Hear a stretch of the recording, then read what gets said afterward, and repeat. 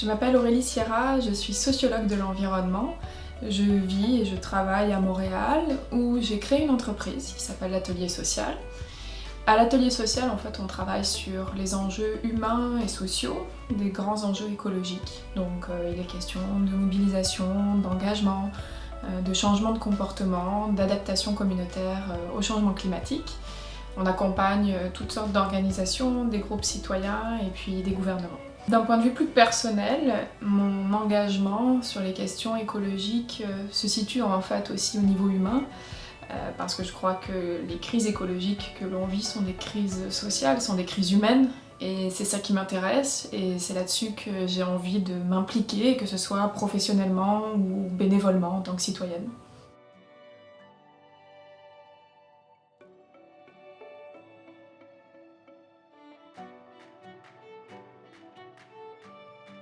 En fait, je crois qu'il y a deux problèmes, ce sont des enjeux assez profonds. En fait, le premier, c'est la question du lien. Le lien que l'humanité entretient avec son milieu de vie, qui n'est pas que son milieu de vie, qui est aussi le milieu de vie d'autres êtres vivants. Et l'autre enjeu, qui est tout aussi profond et qui est lié en fait, c'est la question de la place de l'humain. Quelle place on prend, nous, humanité, dans ces écosystèmes. Jusqu'à maintenant, on a décidé qu'on avait la place du gestionnaire en chef, on était au-dessus de tout le monde, on décidait pour tout le monde.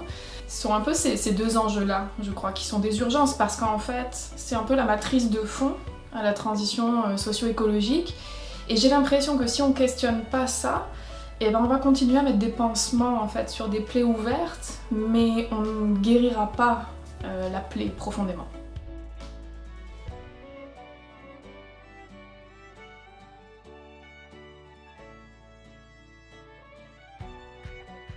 Les crises écologiques, ce sont pour moi des crises de la responsabilité.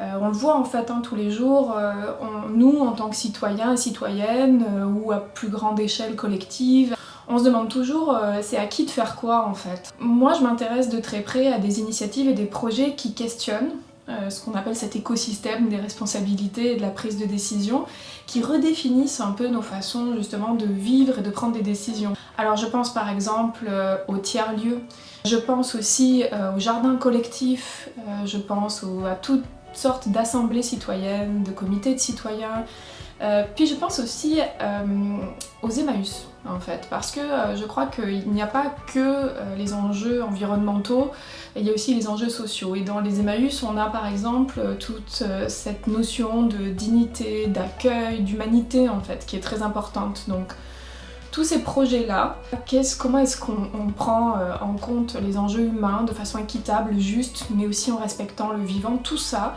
est d'un très grand intérêt et j'aimerais en voir de plus en plus.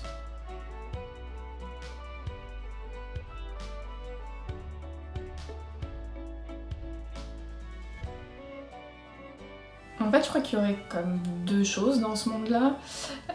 D'abord, un monde où on arrête de se juger les uns les autres. Un monde où on arrête d'essayer de trouver qui est plus important que qui, ou qu'est-ce qui est plus important que quoi.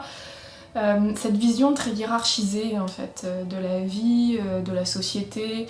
C'est pas une vision très intégrée en fait, c'est pas une vision qui accepte tout simplement la complexité des choses.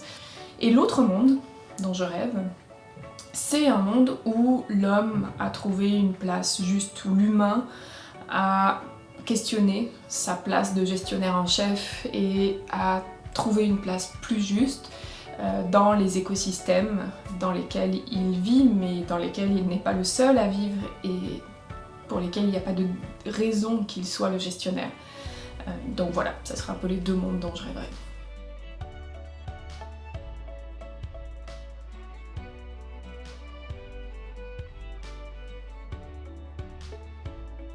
Il faut qu'on questionne individuellement, tout le monde, nos habitudes. Donc ce sont des habitudes de façon de faire, des habitudes de façon de penser et des façons de dire aussi les choses. On parle beaucoup en ce moment de la question du récit, quel récit on fait de nous et à quel point ça a une influence sur ce qu'on finit par être vraiment. Et dans ces récits, ce sont les mots en fait qui sont utilisés pour parler de nous en tant qu'humains, pour parler de notre milieu de vie. Par exemple, le mot environnement, parce que l'environnement c'est ce qui nous entoure, comme si on était à l'extérieur. Alors déjà ça nous met une distance émotionnelle, et puis au-delà de la distance émotionnelle, ça nous met toujours à l'écart en fait, on est toujours extérieur. Le mot nature est comme ça aussi, on est toujours comme en dehors.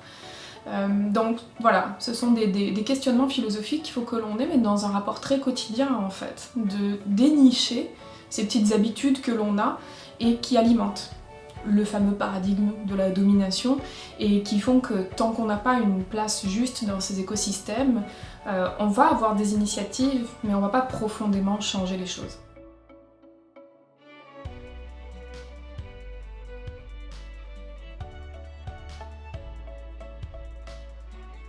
Je n'attends pas, je demande à ce qu'il y ait plus d'imputabilité.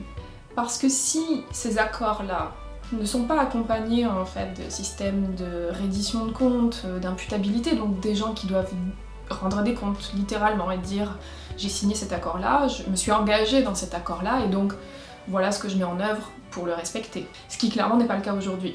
Il faut être honnête, même par rapport à l'accord de Paris, il y a eu des engagements sur le papier, des engagements politiques, il n'y a pas eu d'action cohérente par rapport à ça. Donc c'est ça que je demande et que je pense qu'en tant que citoyen on a le droit de demander. Par contre j'attends de nous, citoyens et citoyennes, que l'on n'attende pas après eux. On n'a pas besoin d'attendre, on peut faire des choses. Il y a beaucoup de choses à faire dans nos vies, quotidiennement, et oui ça a des impacts, donc on peut se réapproprier cette responsabilité-là et agir par nous-mêmes.